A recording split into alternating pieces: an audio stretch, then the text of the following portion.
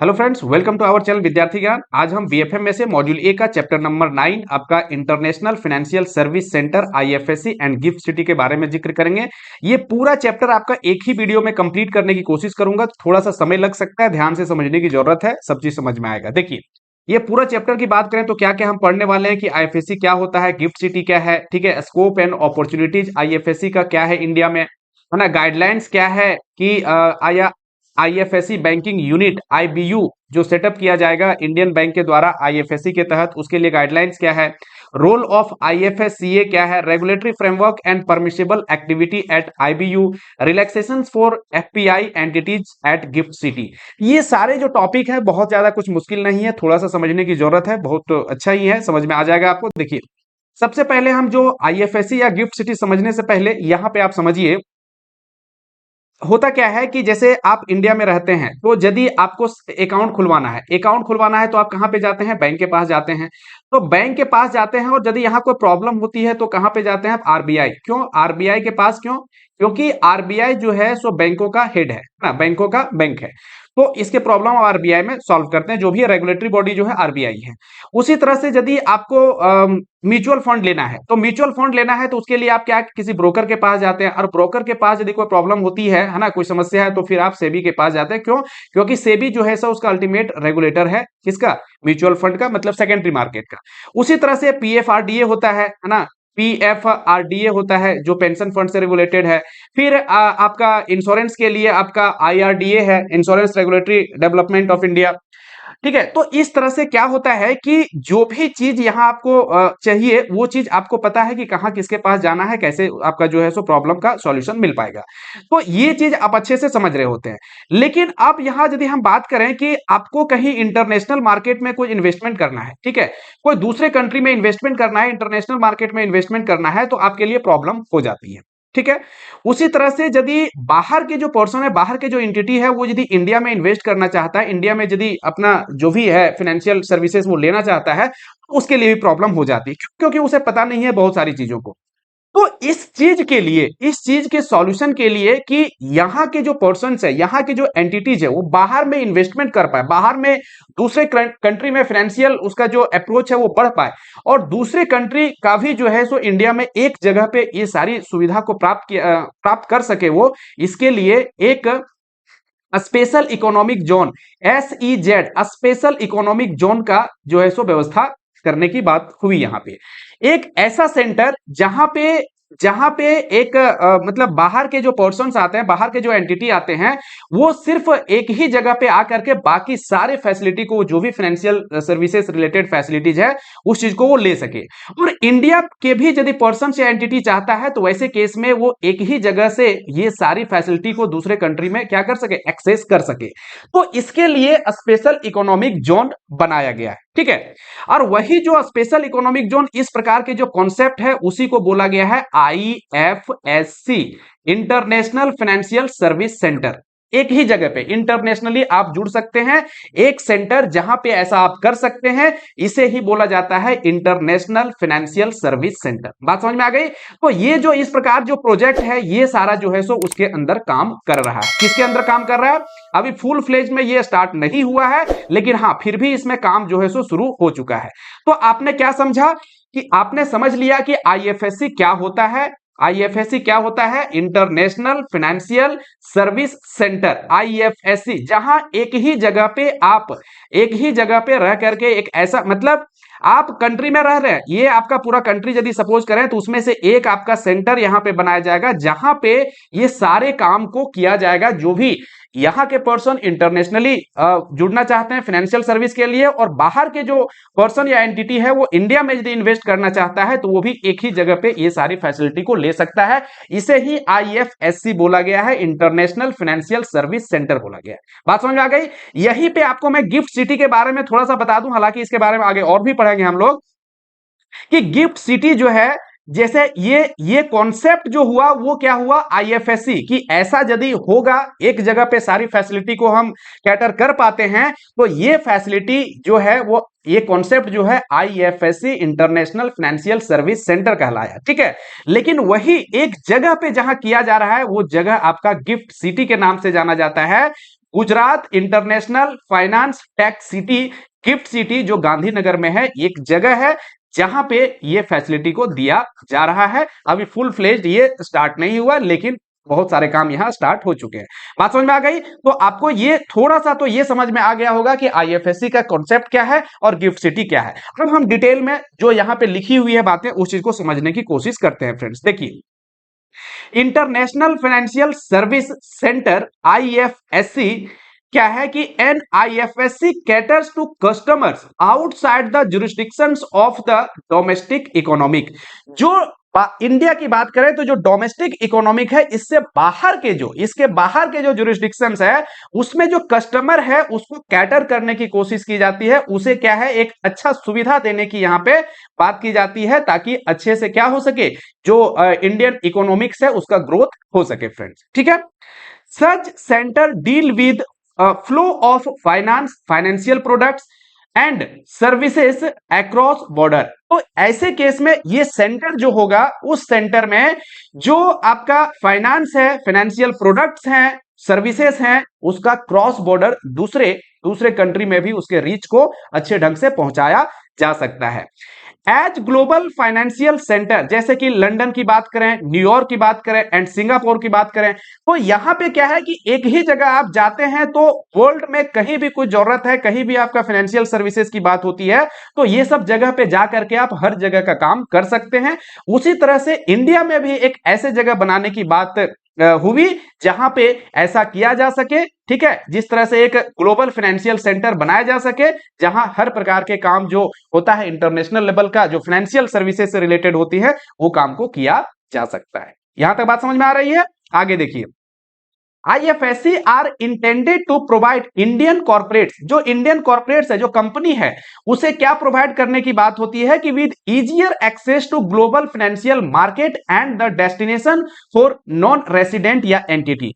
जो Indian company है, जो इंडिया के लोग हैं, उसे एक अच्छे ढंग से ग्लोबल फाइनेंशियल मार्केट में पहुंच मिल पाए, ठीक है, उसके आसानी हो उसमें, उसके लिए काम करता है। दूसरी बात, जो बाहर के लोग हैं उसके लिए डेस्टिनेशन का काम करता है कि हाँ, आप एक जगह आइए, हमारे गिफ्ट सिटी में आइए, और गिफ्ट सिटी में आकर के जो आपकी जरूरत है फाइनेंशियल सर्विसेज से रिलेटेड, उस चीज को आप प्राप्त कर सकते हैं। तो ये कॉन्सेप्ट जो है, यही IFSC है, इंटरनेशनल फाइनेंशियल सर्विस सेंटर। बात समझ में आ गई? चलिए, the first IFSC in India has been set up at Gujarat. सबसे पहला जो IFSC का सेंटर है, IFSC क्या है, एक कॉन्सेप्ट है जिसके तहत अभी हमने बताया कि ये सब सारे फैसिलिटी को दिए जाते हैं। जो इंडियन कॉर्पोरेट है उसे बाहर में जो कोई चीज को एक्सपोर्ट बाहर में यदि सर्विसेज लेना है दूसरे कंट्री में, या दूसरे कंट्री के जो आपके इन्वेस्टर्स हैं वो इंडिया में भी आकर के अच्छे ढंग से आसानी से इन्वेस्ट कर सके, उसके लिए IFSC का जो कॉन्सेप्ट है, इस कॉन्सेप्ट के लिए गुजरात में क्या किया गया है, एक सेंटर इस्टेब्लिश किया गया है जिसे Gujarat international finance tech city GIFT city के नाम से जाना जाता है। गुजरात में कौन सी जगह है? गांधीनगर। तो ध्यान रखिएगा, गांधीनगर में गिफ्ट सिटी एस्टेब्लिश किया गया है, और गिफ्ट सिटी का फुल फॉर्म क्या हुआ? Gujarat international finance tech city. ठीक है, गिफ्ट सिटी। और ये कॉन्सेप्ट किस पे आधारित है? IFSC पे। फ्रेंड्स, इससे ज्यादा आपको समझाने की जरूरत नहीं है, मुझे लग रहा है कि पूरी तरह से आपको समझ आ गया होगा। चलिए, अब आगे बढ़ते हैं और हम बात करते हैं कि IFSC के तहत कौन कौन से फैसिलिटीज होते हैं, क्या क्या इसके प्रोसेस है, इसके बारे में बहुत सारी चीजों को अभी हमें बात करनी है। देखिए, यहां क्या होगा कि funds raising services for individuals, corporates and governments.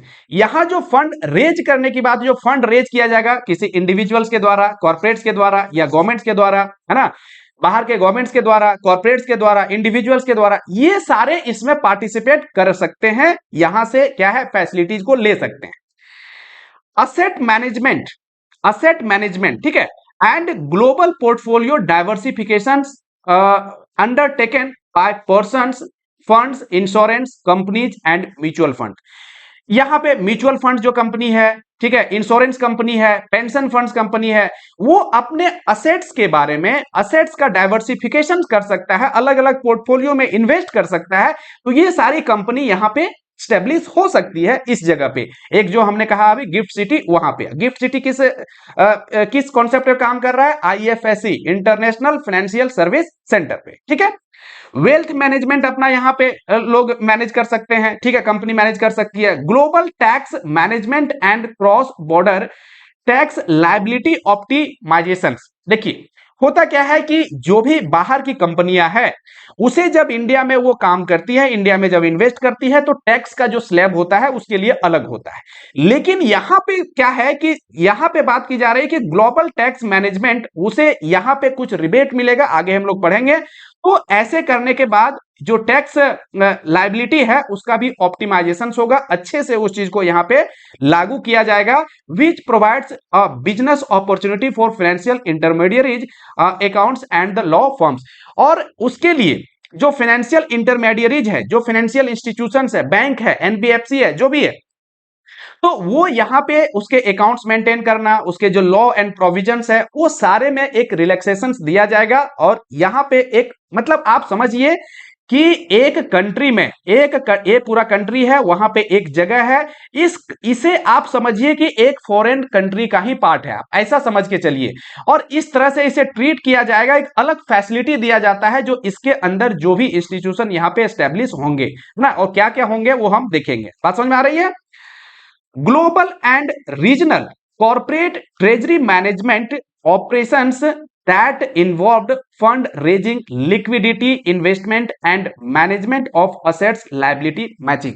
तो यहां पे ग्लोबल या रीजनल कॉर्पोरेट्स की बात करें कि ग्लोबल, पूरे जो ग्लोबल वर्ल्ड में आपका जो बड़ी बड़ी कंपनियां हैं, या कोई रीजनल कॉर्पोरेट्स है, कोई क्षेत्र की जो कंपनियां हैं, वो भी यहाँ पे ट्रेजरी मैनेजमेंट मतलब अपना असेट और लायबिलिटी का जो मैनेजमेंट है, कहने मतलब इन्वेस्टमेंट करना ना, ये सारे का काम भी यहाँ पे वो कर पाएंगी, है ना, अपना फंड इन्वॉल्व यहाँ पे इस जगह पे कर पाएंगी। तो ये चीज भी यहाँ पे समझिए, ठीक है।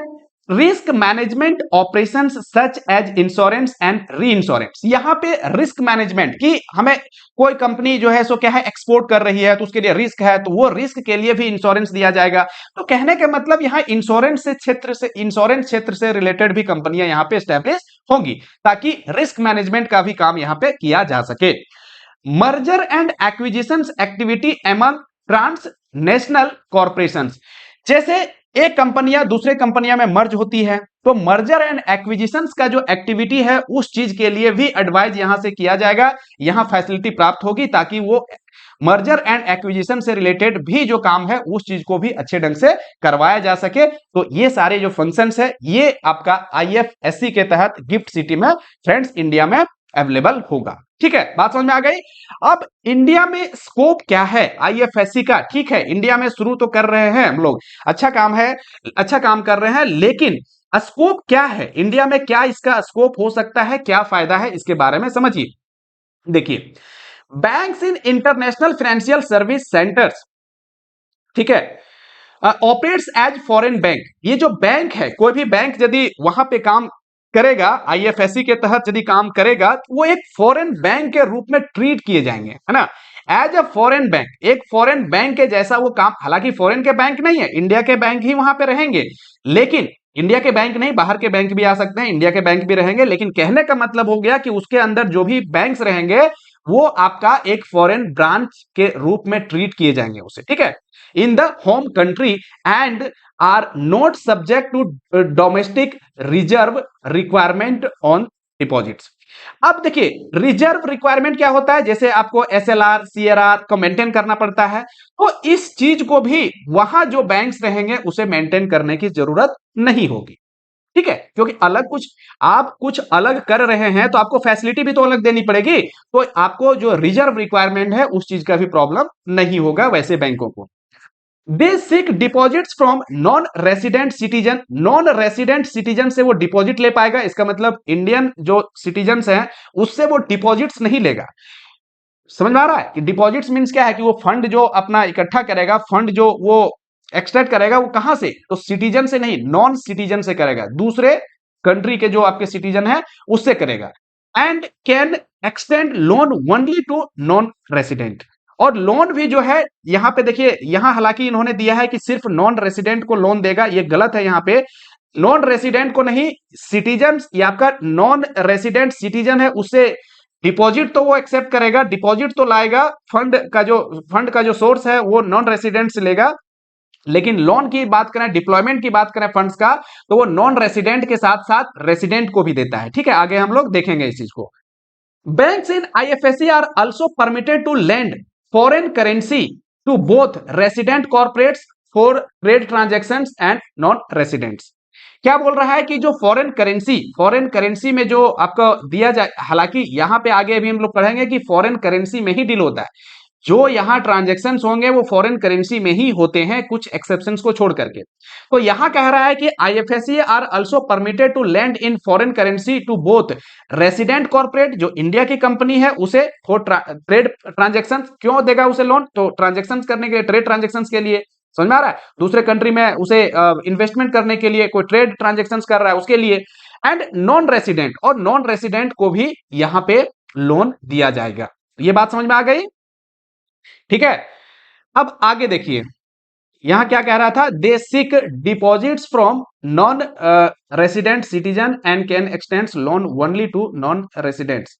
ठीक है, ये नॉन रेसिडेंट्स नहीं होगा, चलो आगे देखते हैं। ठीक है, अब आगे देखिए क्या कह रहा है कि द एसईजेड एक्ट 2005, देखिए बहुत इंपॉर्टेंट है, इसे समझिए। ये कॉन्सेप्ट एक्चुअली आईएफएससी का जो कॉन्सेप्ट है वो यहीं से शुरू होता है।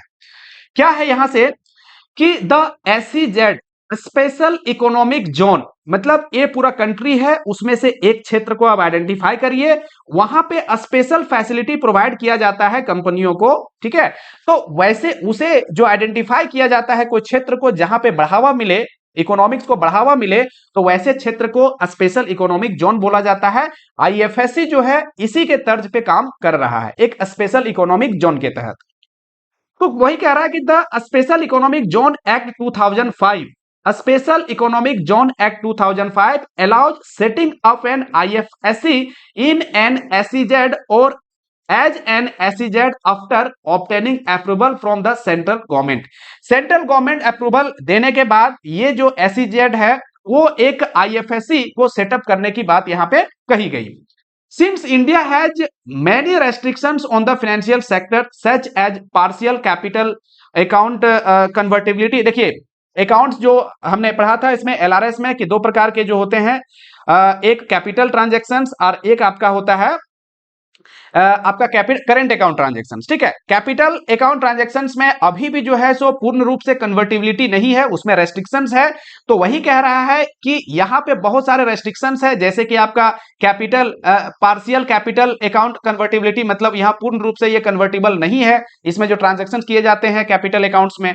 ठीक है, हाई एसएलआर रिक्वायरमेंट, ठीक है, स्टैट्यूटरी लिक्विडिटी रेशियो जो होता है वो भी बहुत ज्यादा मेंटेन करना पड़ता है बैंकों को। And foreign investment restrictions, foreign में जब आप इन्वेस्ट करते हैं तो उसमें भी बहुत सारे रेस्ट्रिक्शंस होते हैं। And SEZ can serve as a testing ground for financial sector reforms before they are rolled out in the entire nation. तो वही कह रहा है कि ये सारे जो रेस्ट्रिक्शंस हैं कि partial account capital account convertibility जो है, एसएलआर ज्यादा रखना पड़ता है, बहुत सारे रेस्ट्रिक्शंस है जब आप इन्वेस्टमेंट करते हैं फॉरेन में, तो ये सारे को कम करने के लिए, ये सारी चीजें रेस्ट्रिक्शंस को हटाने के लिए सबसे पहले एक आईएफएससी में इसको इंप्लीमेंट किया जाएगा ताकि सही से चले, तो ये पूरे कंट्री में भी क्या किया जाए, अप्लाई किया जा सकता है। तो यहां पे आईएफएससी के साथ में ये एक टेस्टिंग ग्राउंड के रूप में काम किया जाएगा कि हाँ ये यदि सही काम कर रहा है फिर बाकी नेशंस के लिए भी इसे सोचा जा सकता है। ये सारे रेस्ट्रिक्शन जो अभी हमने बात करी, ये सारी चीजों को, और भी बहुत सारे रेस्ट्रिक्शन है। ठीक है, apart from SEZ related incentives as per the SEZ act 2005 जो है, there is an exemption from the securities transaction tax levied.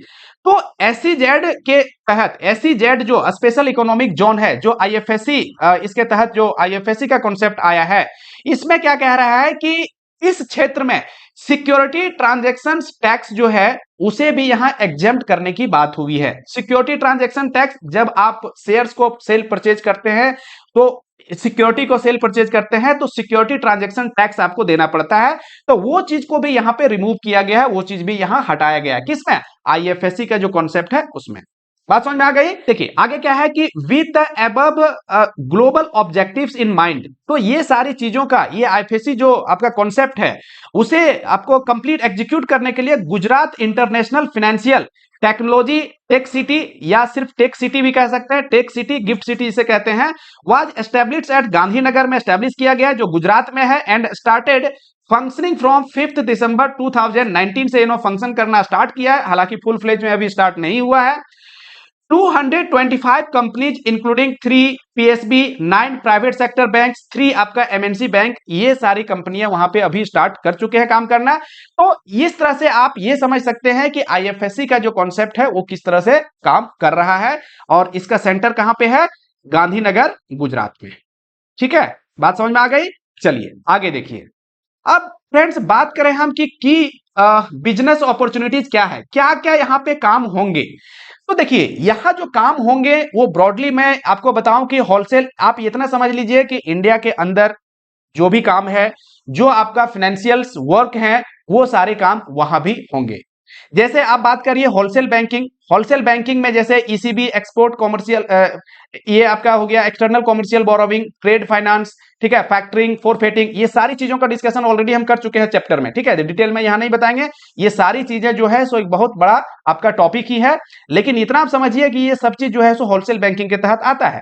तो होलसेल बैंकिंग है, कैपिटल मार्केट्स है, रिटेल बैंकिंग है, ट्रेजरी मैनेजमेंट है, जहां पे असेट लायबिलिटी की जो मैनेजमेंट है उसकी बात होती है ना, उसका इन्वेस्टमेंट किया जाता है, अदर अपॉर्चुनिटीज, तो ये सारे फंक्शंस को देखिए वहां पे एग्जीक्यूट किए जाएंगे, वहां पे ये सारी चीजें आपको अवेलेबल होंगे। यदि क्वेश्चन आता भी है कि कौन कौन से फंक्शंस वहां पे होंगे, आप इतना दिमाग में रखिए जो भी फाइनेंशियल मार्केट से रिलेटेड जो भी काम है वो वहां पे अवेलेबल होगा। ठीक है, ब्रॉडली यदि है तो आप देख सकते हैं कि wholesale banking, capital market, retail banking, treasury management और आपका अदर अपॉर्चुनिटीज में ये सारी चीज को आप देख सकते हैं। ठीक है, हालांकि ये सारी चीजों का डिस्कशन हम कर चुके हैं, कुछ ऐसी चीज है जो आगे भी आने वाले हैं जहां पे हम पढ़ेंगे।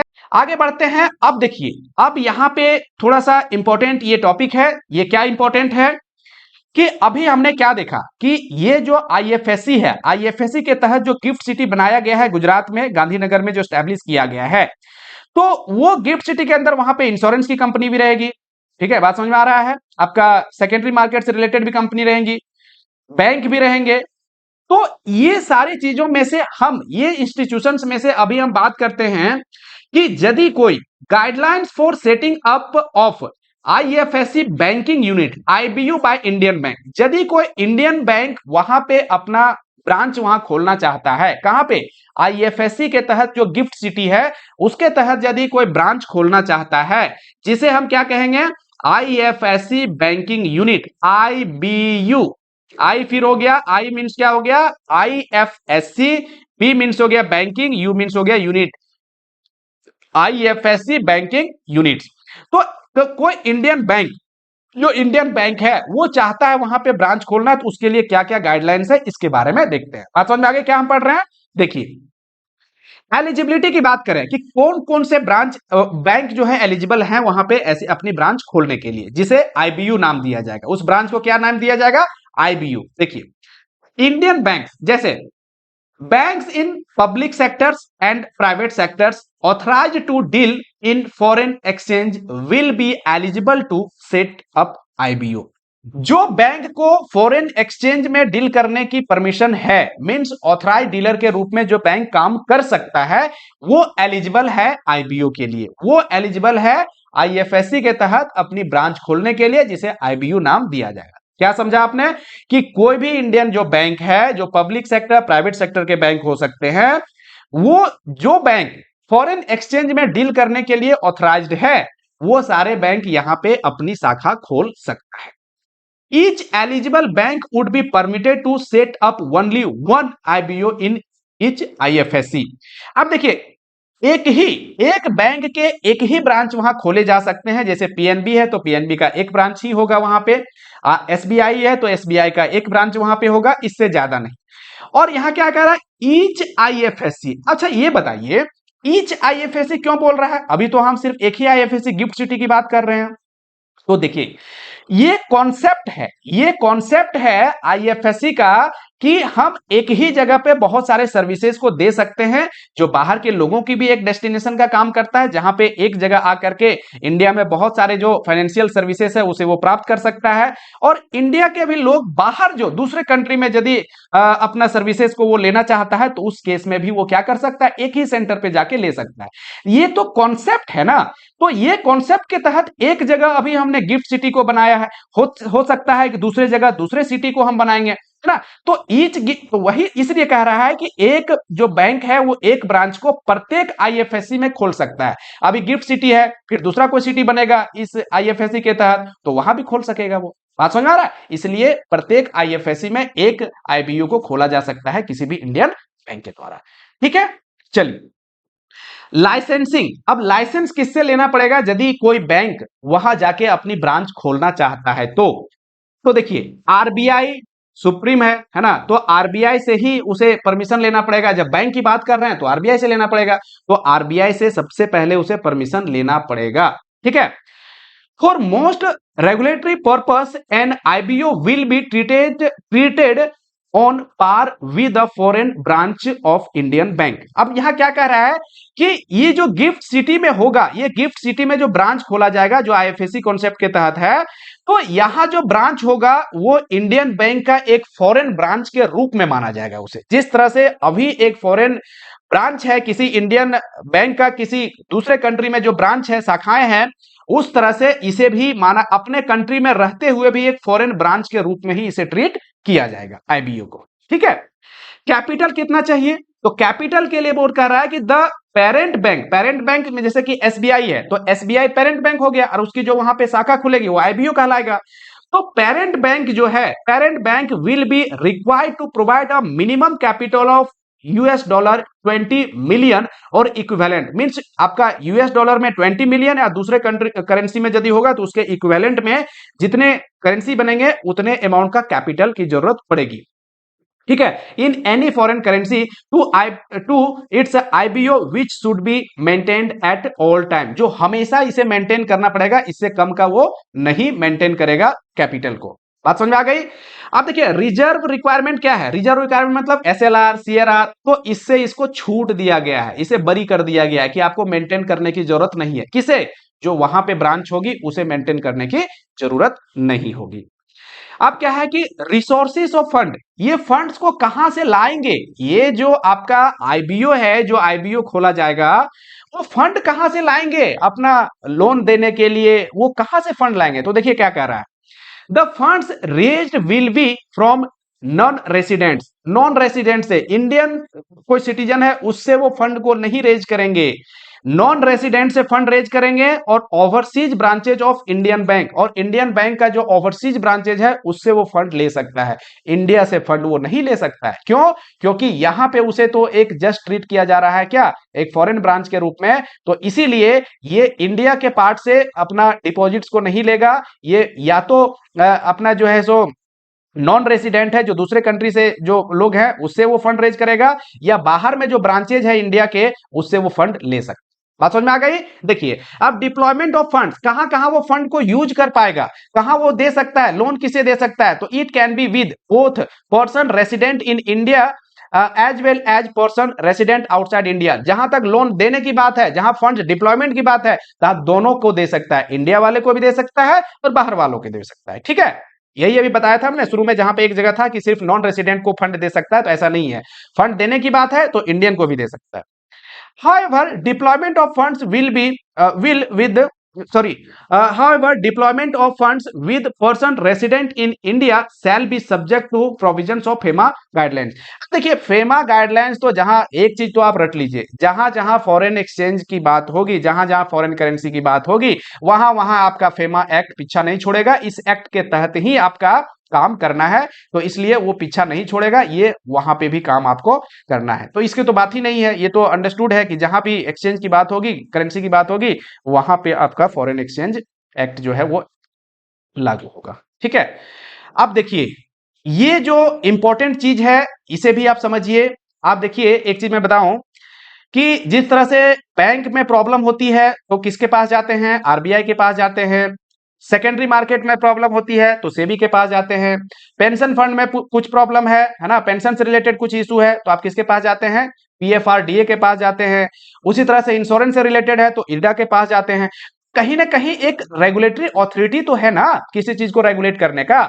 उसी तरह से फ्रेंड्स हमने बात तो कर ली आईएफएससी का, इंटरनेशनल फाइनेंशियल सर्विस सेंटर का बात तो हमने कर ली, लेकिन इसके अंदर ये जो गिफ्ट सिटी है, ये जो आईएफएससी का जो सेंटर है, इसमें यदि कुछ प्रॉब्लम होती है तो उसे भी तो रेगुलेट करने के लिए कोई होना चाहिए, और उसे रेगुलेट करने के लिए है ना, कौन है, IFCA, international financial service center authority, ये है यहां पे, ठीक है, इसी नाम से इसे जाना गया है।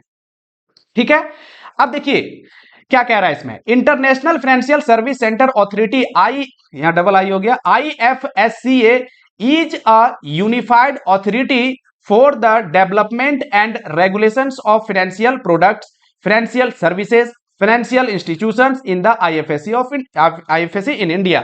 वही कह रहा है कि जो भी फाइनेंशियल प्रोडक्ट्स है, फाइनेंशियल सर्विसेज होंगे, फाइनेंशियल जो भी यहाँ पे जो काम किए जाएंगे, और कहां पे, आईएफएससी के तहत, उसे रेगुलेट करने के लिए आईएफएससीए बनाया गया है। ठीक है, prior to the establishment of IFSCA the existing regulator है ना, आरबीआई, सेबी, पीएफआरडीए, इरडा है ना, regulated as business in IFSC. क्या कह रहा है कि इससे पहले जो है, prior to establishment of IFSC, इससे रेगुलेशन, इसका जो एस्टेब्लिशमेंट है, इससे पहले जो भी गाइडलाइंस है वो अपने अपने डिपार्टमेंट का, जैसे कि बैंक सेल के लिए इससे, सेकेंडरी मार्केट के लिए इससे, पेंशन के लिए इससे, इंश्योरेंस के लिए इससे, ये इसके रेगुलेटर के रूप में काम कर रहा था। लेकिन अब उस क्षेत्र के लिए कौन काम करेगा, उस क्षेत्र के लिए आईएफएससीए काम करेगा। IFSCA has been established on 27th April 2020 under the IFSCA Act 2090 with headquarter in Gandhinagar, Gujarat. कहां पे, गांधीनगर, गुजरात में। तो इसका जो हेड क्वार्टर है वो गांधीनगर में, गुजरात में है, ये चीज को आप ध्यान दीजिएगा। अभी क्या पढ़ा आपने, टेक सिटी है, वो भी कहां है आपका, गुजरात में ही है, और इसका हेड क्वार्टर भी गुजरात में ही, गांधीनगर, गुजरात में ही स्टैब्लिश किया गया है। तो ये दोनों क्वेश्चन इंपॉर्टेंट आपके लिए बन जाता है। हालांकि इसके लिए जो है थोड़ा सा डिस्प्यूट भी चल रहा था, महाराष्ट्र जो सरकार है और गुजरात की जो सरकार है उसके बीच में ये एक्चुअली डिस्प्यूट का ये कारण है, जो करंट अफेयर्स में भी आप पढ़े होंगे।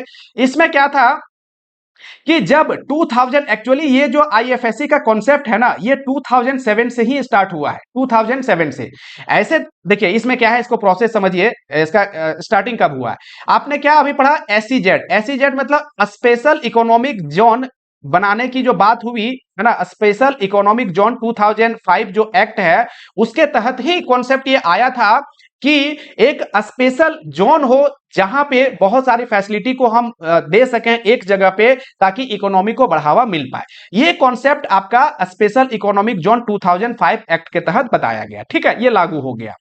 लेकिन हुआ क्या फ्रेंड्स, 2007 में एक कमिटी होती है, वो कमिटी का जो चेयरपर्सन होते हैं वो पी चिदम्बरम साहब होते हैं।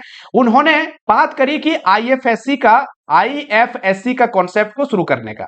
इसकी कॉन्सेप्ट को, आईएफएससी का जो अभी शुरू हो चुका है। अब इसके कॉन्सेप्ट को शुरू करने की बात कही और उन्होंने बताया कि एक ऐसा जगह होना चाहिए जहां पे ये सारी फैसिलिटी को जो अभी हमने बताया वो एक जगह पे दिया जा सके। यहां पे कमिटी ने तो ये बात कही, लेकिन ये एग्जीक्यूट नहीं हुआ, ये एग्जीक्यूट नहीं हो पाया। जस्ट ये कमिटी ने बात कही, ये बात दबी रह गई।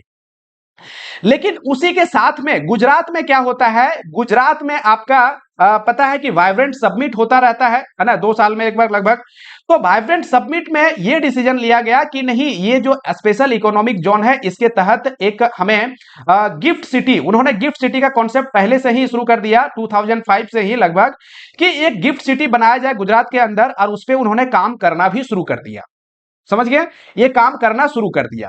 अब क्या होता है, काम करना शुरू कर दिया, वहां पे जो लैंड है वो भी अलॉट कर दिया गया, उसके अंदर काम शुरू हो गया। लेकिन बाद में क्या होता है कि इसका जो हेड क्वार्टर है, जो अभी हमने पढ़ा कि आईएफएससीए का हेड क्वार्टर यहां गांधीनगर में जो स्टैब्लिश किया है, तो यहां जो ये कमेटी थी, उस समय कमेटी ने डिसीजन लिया था कि हेड क्वार्टर मुंबई में होगा।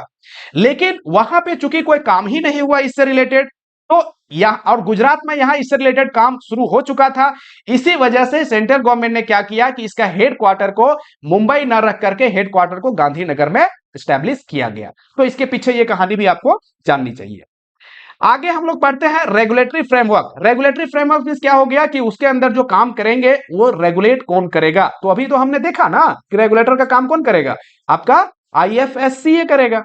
देखिए, Indian and foreign banks intending to set up an IBO in IFSC, ठीक है, Indian and foreign bank intending to setup. देखिए एक चीज ध्यान रखिएगा, इससे पहले शायद मैंने आपको सिर्फ ये बताया था कि इंडियन बैंक ही स्टैब्लिश कर सकता है आईबीओ को, ऐसा नहीं है। मैंने बताया ना कि बाहर के लोग भी वहां पे आकर के अपना जो इंस्टीट्यूशन है वो अपने शाखा को वहां पे खोल सकते हैं, ठीक है। तो यदि बैंक की बात करें तो इंडियन बैंक या फॉरेन बैंक है जो भी आईबीओ को स्टैब्लिश करना चाहता है आईएफएससी में, are required to obtain licence from IFSCA. IFSCA से उसे परमिशन लेना पड़ेगा, लाइसेंस लेना पड़ेगा, ठीक है। The parent bank is required to satisfy the following conditions. लेकिन पेरेंट बैंक मतलब जो आईबीओ खोले जाएंगे, जो ब्रांच खोले जाएंगे, उसके जो पेरेंट बैंक है उसे कौन कौन से कंडीशन को सेटिस्फाई करना पड़ेगा वो भी देखिए। एक चीज और ध्यान दीजिए कि यहां हमने अभी बताया कि आईएफएससीए से परमिशन लेना पड़ेगा, लेकिन इससे जस्ट पहले कुछ देर पहले हमने बताया था कि आरबीआई से परमिशन लेना पड़ेगा। देखिए यदि इंडियन बैंक है तो इंडियन बैंक है या बैंकिंग सेक्टर है तो उसे आरबीआई तो हेड है ही, तो आरबीआई से परमिशन तो लेना ही पड़ेगा। उसके बाद इस सेक्टर में गिफ्ट सिटी में या आईएफएससी में अपने ब्रांच सेटअप करने के लिए आईएफएससीए से भी परमिशन लेना पड़ेगा, क्योंकि उस क्षेत्र के लिए ये क्या है, हेड है, रेगुलेटर है, ठीक है। देखिए अब क्या है कि maintain necessary regulatory capital subject to a minimum of $20 million at parent bank level. ये हमने पहले भी जिक्र किया था इसका कि इसके लिए आपको 20 मिलियन $US जो कैपिटल है वो मेंटेन करना पड़ेगा at parent bank level. Means जो पेरेंट बैंक है उसको इतना मेंटेन करना पड़ेगा उस ब्रांच को एस्टैब्लिश करवाने के लिए, और ये हमेशा उतना मेंटेन करना है उसे, ठीक है। देखिए obtain no objection letter from the home country regulator for setting up the IBO। वही बता कि होम कंट्री, जैसे इंडिया की बात करें तो इंडिया में आरबीआई है, तो आरबीआई क्या है, बैंकों का रेगुलेटर है, तो इसी वजह से आरबीआई से भी उसका क्या है, नो ऑब्जेक्शन सर्टिफिकेट लेना पड़ेगा। और यहां जो आईएफएससीए है यहां भी इसे लाइसेंस लेना पड़ेगा यहां सेटअप करने के लिए, ठीक है। और क्या है कि letter of comfort from the parent bank. अब पेरेंट बैंक से भी लेटर ऑफ कंफर्ट लेगा regarding liquidity and resource support to IBO are not required to maintain SLR and CRR. अब एसएलआर और सीआरआर तो मेंटेन किया जाएगा नहीं आईबीओ में, तो ऐसे केस में लेटर ऑफ कंफर्ट लिया जाएगा पेरेंट बैंक जो है सो इशू करेगा आईबीओ को, देगा कि किसी तरह से लिक्विडिटी की यदि प्रॉब्लम आएगी तो उस केस में वो हेल्प करेगा। बात समझ में आ गई? चलिए आगे बढ़ते हैं और आगे समझते हैं। और क्या है कि IBO are required to maintain LCR and net stable funding ratio NSFR at IBO level. अब एसएलआर सीआरआर तो मेंटेन नहीं करना है, लेकिन एक नया लफड़ा है, ये क्या मेंटेन करना है, LCR liquidity coverage ratio and net stable funding ratio, ये दो रेशियो को मेंटेन करना पड़ता है। अब ये एलसीआर क्या है, लिक्विडिटी कवरेज रेशियो क्या है कि आप लिक्विडिटी एक आपको लिमिट तक लिक्विडिटी, अब कितनी परसेंटेज है वो तो यहां नहीं दिया गया है ना, लेकिन आपको लिक्विडिटी मेंटेन करना पड़ेगा ताकि जरूरत पड़े कभी एकाएक आपको फंड लौटाने का, जो आपके डिपॉजिटर्स होंगे उसे तो आप आसानी से कर सकते हैं, इसीलिए एलसीआर मेंटेन करना पड़ता है। नेट स्टेबल फंडिंग रेशियो क्या हो गया कि एक ऐसा स्टेबल फंड आपको रखना पड़ेगा जब जरूरत पड़े तो उसको क्या है, आप लोन दे सकें, उसे आप क्या कर सकते हैं, यूज कर सकें अपना लोन देने के केस में। तो एलसीआर और नेट स्टेबल फंडिंग रेशियो, ये दो रेशियो को मेंटेन किया जाता है आईबीओ लेवल पे। ध्यान दीजिएगा क्वेश्चन यहां फंसाया जा सकता है कि आईबीओ क्या मेंटेन करेगा, एलसीआर, सीआरआर, एसएलआर, ये सारे चीजों को देख करके आपको कंफ्यूज कर सकता है। तो एकदम क्रिस्टल क्लियर होना चाहिए कि आईबीओ लेवल पे एलसीआर मेंटेन किया जाएगा, net stable funding ratio maintain किया जाएगा, और क्या नहीं किया जाएगा, तो सीआरआर एसएलआर वगैरह मेंटेन नहीं किया जाता, यहां पे इसकी जरूरत नहीं होती है, ठीक है। आगे देखिए, leverage ratio for IBO may be maintained by the parent bank and at the level of specified by home regulator and subject to the regulations applicable to the parent bank. अब लेवरेज रेशियो आईबीओ के लिए जो ratio होगा, जो यहां पे इसे maintain नहीं करना है, वो मेंटेन कौन करेगा? Maintained by the parent bank and the level of specified by the home regulator. जितना बताया जाएगा होम रेगुलेटर मींस आरबीआई के द्वारा, उस चीज को वो मेंटेन करेगा। कौन करेगा? पेरेंट बैंक करेगा, आईबीओ नहीं करेगा, पेरेंट बैंक करेगा। ठीक है, आगे क्या है कि IBO are required to maintain a retail deposit reserve ratio. एक और रेशियो है RDRR, retail deposit reserve ratio. जिस तरह से करेंट रिजर्व रेशियो होता है, उसी तरह से यहां पे है आपका है कि retail deposit reserve ratio on daily basis. जिस तरह से सीआरआर मेंटेन किया जाता है, उस तरह से यहां भी आपका डेली बेसिस पे 3% जो भी डिपॉजिट्स है आईबीओ लेवल पे, उसका 3% तक मेंटेन किया जाएगा। Raise from individual outstanding at the end of the previous working day. जो प्रीवियस वर्किंग डे है, उस केस में देखा जाएगा कितना जो है इंडिविजुअल्स के द्वारा उसे उन्होंने लिया हुआ है, फंड्स स्टैंड है, उसका डिपॉजिट्स है, उसका 3% तक जो है उसका लेवल को मेंटेन करना पड़ेगा। ठीक है, आगे देखिए, IBO are required to comply with the prudential directions and instructions issued by their home regulator unless otherwise specified by the IFSCA. कुछ ऐसा इंस्ट्रक्शंस है जो आईएफएससीए ने अभी तक उन्हें नोटिफाई नहीं किया है। तो वैसे केस में जो रेगुलेटर होंगे, जो होम करेंसी के रेगुलेटर होंगे, जैसे आरबीआई है, तो उसके द्वारा जो डायरेक्शंस दिए जाएंगे, वो चीज के उस डायरेक्शन के आधार पे तब तक वो काम करेंगे जब तक आईएफएससीए ने कुछ डायरेक्शंस नहीं दिए हैं। देखिए, अब परमिसिबल एक्टिविटी क्या क्या है जो आईबीओ कर सकता है, इस चीज को देखिए।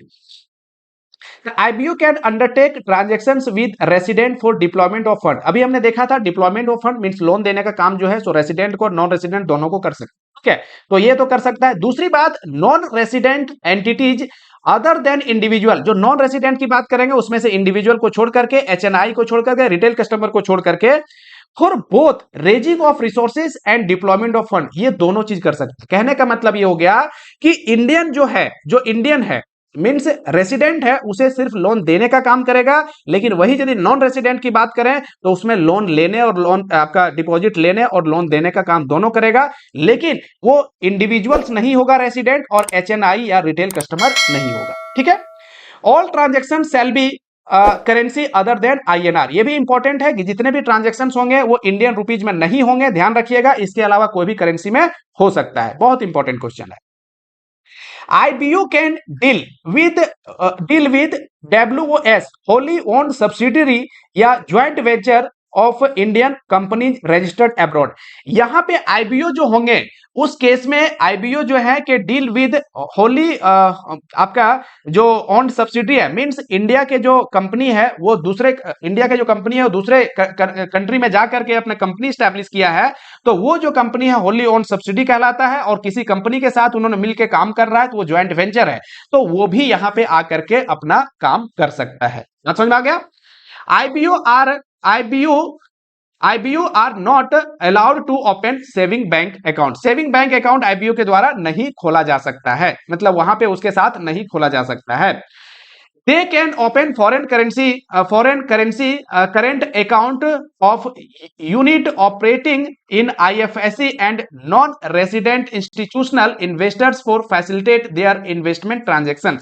इसके लिए क्या करेगा? वो करेंट अकाउंट को खुलवाएगा। क्या करेगा? करेंट अकाउंट को खोल सकता है।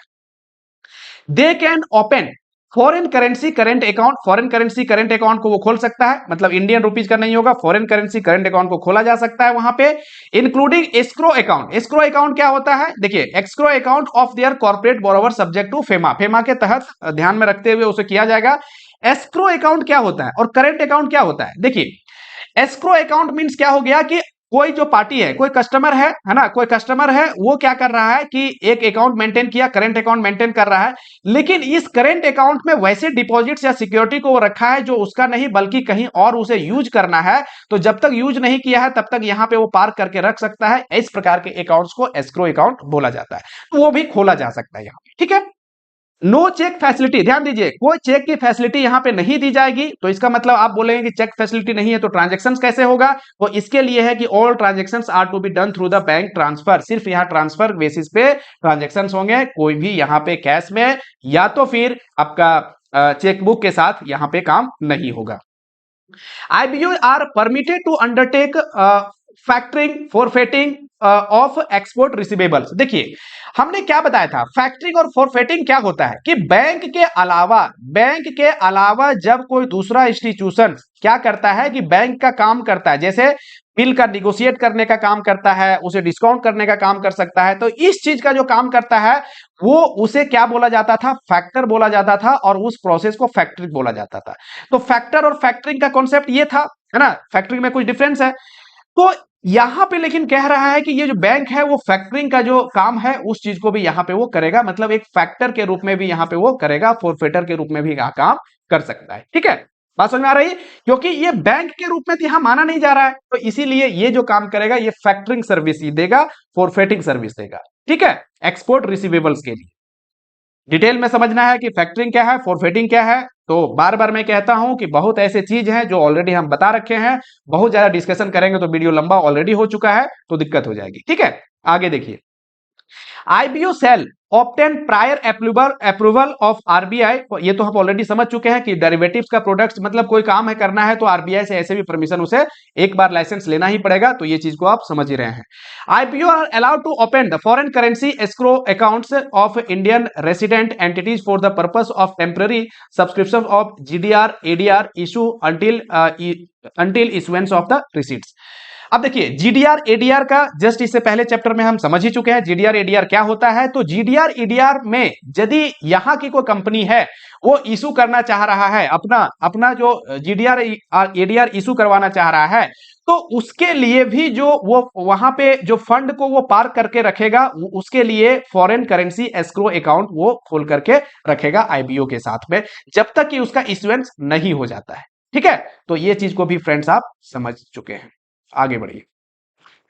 अब देखिए इसमें क्या कह रहा है, यहां पे कह रहा है कि IBO are allowed to act underwriter, act as underwriter arranger, है ना, of INR denominated overseas bond issued by the Indian entities in overseas market. देखिए इसमें जो चैप्टर था आपका ईसीबी का चैप्टर था, है ना, ईसीजीबी का एक्सपोर्ट, ये जो चैप्टर था क्या नाम था उसका, ईसीबी, है ना, एक्सटर्नल कॉमर्शियल बोरोविंग।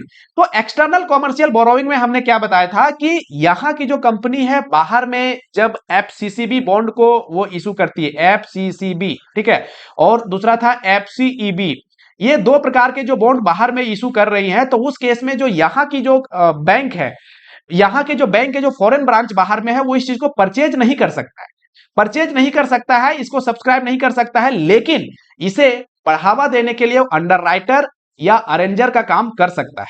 ठीक है, या तो फिर इंडियन रुपीज में भी जो बॉन्ड इशू किए गए हैं इंडियन कंपनी के द्वारा, उस चीज का भी वो क्या कर सकता है, अंडर राइटर या अरेंजर का काम कर सकता है। लेकिन फ्रेंड्स यहां ध्यान दीजिए कि जो भी आईबीयू के तहत जो ब्रांचेज है वो अंडर राइटर या अरेंजर का काम यहां करेगा, जो इंडियन रुपीज डिनोमिनेटेड बॉन्ड जो बाहर दूसरे कंट्री में इशू किया जाएगा उसके लिए। अब अंडर राइटर और अरेंजर का मतलब क्या है कि वो जो बॉन्ड इशू किया गया है इंडियन कंपनी के द्वारा, उस बॉन्ड को सब्सक्रिप्शन के लिए वो मार्केट तैयार करेगा, वो उसका पब्लिश करेगा, है ना, मतलब पब्लिसिटी बढ़ाएगा, तो ये सारी चीजों का काम कर सकता है। एक्सपोजर देखिए इंपॉर्टेंट है, exposure ceiling for IBU shall be 5% of the parent bank tier 1 capital in case of single borrower and 10% यदि होगा ग्रुप में दिया जाएगा। तो क्या कह रहा है कि किसी एक इंडिविजुअल्स को आप लोन देते हैं, है ना, तो उस केस में single borrower, individual mean single borrower को यदि लोन देते हैं तो वहां पे 5% से ज्यादा नहीं दे सकते हैं। जो पेरेंट आपके जो बैंक है उसके जो टीयर 1 कैपिटल है उसके उस कैपिटल से 5% से ज्यादा आप नहीं दे पाएंगे। आपके पेरेंट कैपिटल, पेरेंट जो बैंक है आईबीयू है, तो आईबीयू का पेरेंट बैंक होगा, तो उस पेरेंट बैंक के टीयर 1 कैपिटल के जो टोटल डिपॉजिट्स है, जो कैपिटल्स हैं, उसका 5% से ज्यादा वो लोन नहीं दे सकता है एक सिंगल बोरोवर को।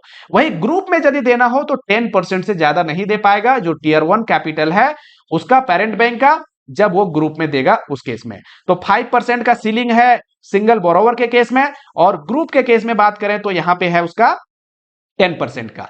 अब ये टीयर 1 कैपिटल क्या है? तो टीयर 1 कैपिटल होता है वैसा कैपिटल जो वो तुरंत क्या कर सके, मतलब उसका अरेंजमेंट तुरंत वो कर सकता है, जैसे कैपिटल हो गया, रिजर्व हो गया, ये सारी चीजें जो है जो टीयर 1 कैपिटल का पार्ट बनता है।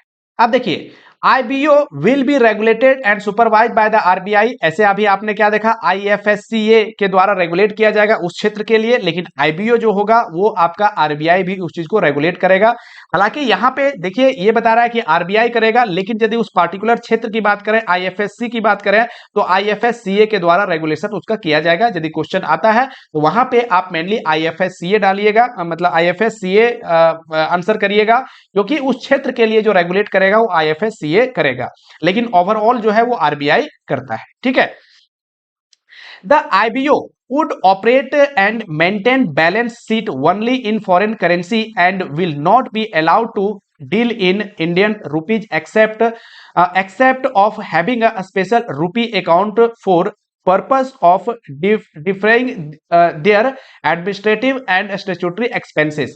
यहाँ चाहे कोई भी चीज है जो ट्रांजेक्शन ऑलरेडी हमने बताया कि आपका जो इंडियन करेंसी में नहीं होगा, कुछ केसेस को छोड़ करके, जैसे स्पेशल रूपी अकाउंट यदि मेंटेन किया जा रहा है, वो किस पर्पस के लिए, एडमिनिस्ट्रेशन चार्ज के लिए, जो इंडिया में ही उसे जरूरत पड़ेगा एडमिनिस्ट्रेशन चार्ज के लिए, या स्टैट्यूटरी रिक्वायरमेंट यदि है कुछ उसको रिजर्व रखना है, तो ये काम के लिए सिर्फ कर सकता है। अदरवाइज यदि ट्रांजेक्शन की बात करें, बैलेंस शीट जो बनेगा उसका वो सारा क्या रहेगा, एक फॉरेन करेंसी में ही प्रिपेयर किया जाएगा।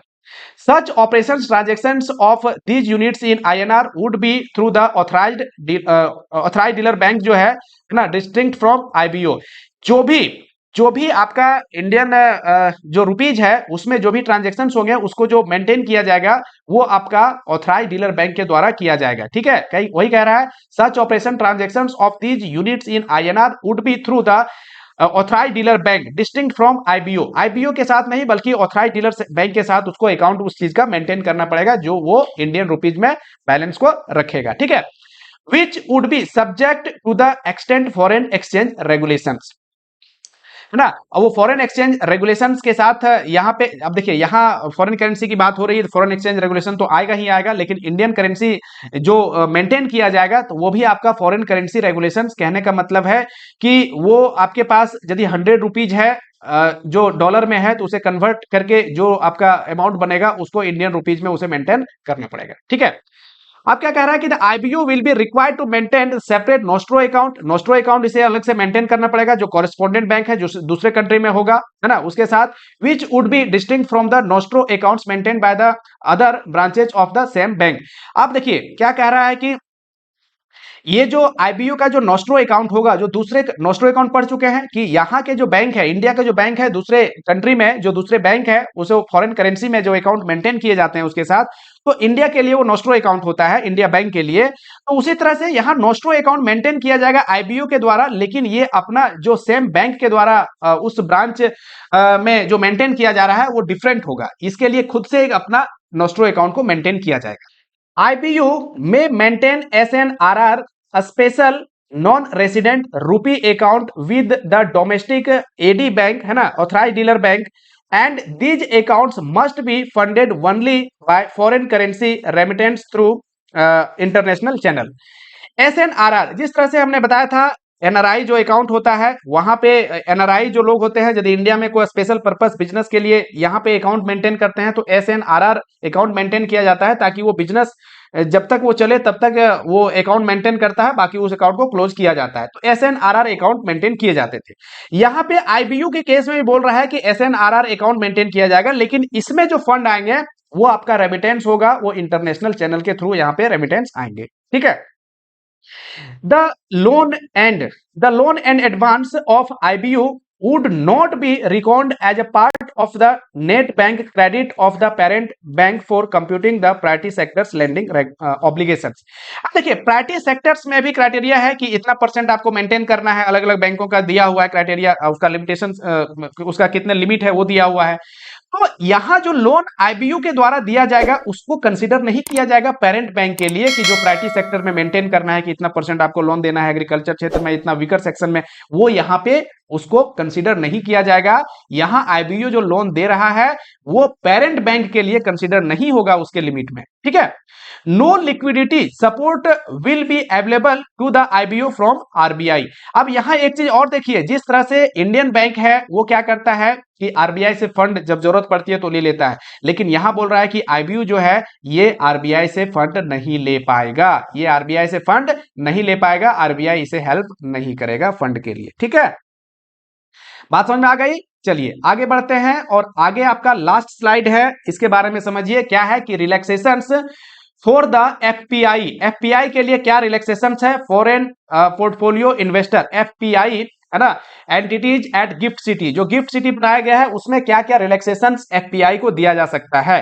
तो हमने जो बताया है वही चीज है यहाँ पे, देखिए SEBI has permitted FPI registered in India to trade on exchange operating in the GIFT city. GIFT city में वो जो एफपीआई है उसे भी परमिशन दिया गया है सीबीआई के द्वारा कि वहां पे आप जा करके वहां भी ट्रांजैक्शंस, वहां की जो कंपनियां एक्सचेंज स्टॉक एक्सचेंज में जो ट्रेड करेंगी उसमें भी वो इन्वेस्ट कर सकता है एफपीआई, ठीक है। FPI are also allowed to trade in commodity derivatives on the IFSC exchanges. IFSC जो एक्सचेंज होगा, अलग से जो एक्सचेंज होगा, उसका एक्सचेंज मींस क्या, अलग से जो कंपनियां उसके लिए ट्रेड करेगी, तो उसमें भी वो जो डेरिवेटिव्स है उस डेरिवेटिव्स के लिए भी वो क्या है, इन्वेस्ट कर सकता है FPI, foreign portfolio investor. Companies do not पे सिक्योरिटी ट्रांजैक्शन टैक्स और कमोडिटी ट्रांजैक्शन कॉस्ट। ये इंपॉर्टेंट है कि जो भी एफपीआई है ना, ऐसे भी आपको शुरू में बताया था कि security transaction security transaction tax जो होता है एसटीटी, वो यहाँ पे आईएफएससी के तहत नहीं देना पड़ेगा, ठीक है, तो एफपीआई को भी नहीं देना पड़ेगा। अब देखिए क्या है नेक्स्ट पॉइंट कि all exchanges operates 22 hours a day and FPI permitted to operates without any additional documentation. को अलग से डॉक्यूमेंटेशन की जरूरत नहीं पड़ेगी, सेबी ने परमिशन दे दिया है, एफपीआई जाकर के वहां पे इन्वेस्ट कर सकता है। Waiver of short terms capital gain tax on derivatives trade at present 30% जो लग रहा है एफपीआई, यदि कैपिटल गेन होता है उसे, तो टैक्स के रूप में उसे कैपिटल गेन टैक्स देना पड़ेगा जो 30% प्रेजेंट में है। कैपिटल गेन क्या होता है कि जब शेयर को आप सेल कर रहे हैं या सिक्योरिटी सेल कर रहे हैं, तो उस केस में जो प्रॉफिट होता है उसका जो टैक्स, उसका जो मतलब आपको प्रॉफिट हुआ उसको टैक्स देना पड़ता है, उस टैक्स को कैपिटल गेन टैक्स बोला जाता है, ठीक है। तो यहां 30% एफपीआई को देना पड़ता था, लेकिन वही यदि आईएफएससी के तहत ये काम करता है, गिफ्ट सिटी में ये इन्वेस्ट करता है, तो वहां पे नहीं देना पड़ेगा, ठीक है। Allowing retail investor to trade to build liquidity in the market. अब क्या है कि ये जो फॉरेन पोर्टफोलियो इन्वेस्टर्स है, ये रिटेल इन्वेस्टर, एक होता है कि जो इंस्टीट्यूशंस है वो आकर के यहाँ पे कर सकता है, इन्वेस्ट कर सकता है, लेकिन यहाँ पे रिटेल इन्वेस्टर को भी परमिशन दिया गया है कि रिटेल इन्वेस्टर जो होते हैं वो भी आ सकते हैं ताकि मार्केट में लिक्विडिटी बना रहे। फ्रेंड्स इस तरह से मुझे लगता है कि ये सारा चीज आपको समझ में आया होगा अच्छे ढंग से। यदि नहीं समझ में आया तो हमें कमेंट करके बताइए, तभी तो हमें समझ पाएगा कि क्या आपको प्रॉब्लम है, क्या आपको समझ में आया है, ठीक है। और यदि सब चीज ठीक लगा है और यदि अभी तक चैनल पे आप नए हैं और सब्सक्राइब नहीं किया है तो सब्सक्राइब कर लीजिए, ताकि इस तरह से वीडियो आपको और भी मिलते रहेंगे। ये पूरा जो टॉपिक है, ये पूरा जो चैप्टर था, ये आपका कंप्लीट होता है एक वीडियो में। थोड़ा सा वीडियो लंबा जरूर हुआ है, लेकिन सारी चीजों को यहाँ एक ही वीडियो में समझाया गया है। अब अच्छे से करिए, क्वेश्चन यहाँ से आ सकते हैं और उम्मीद करता हूं कि क्वेश्चन आप नहीं छोड़ेंगे। तो मिलते हैं नेक्स्ट चैप्टर के साथ नेक्स्ट वीडियो में। Thank you.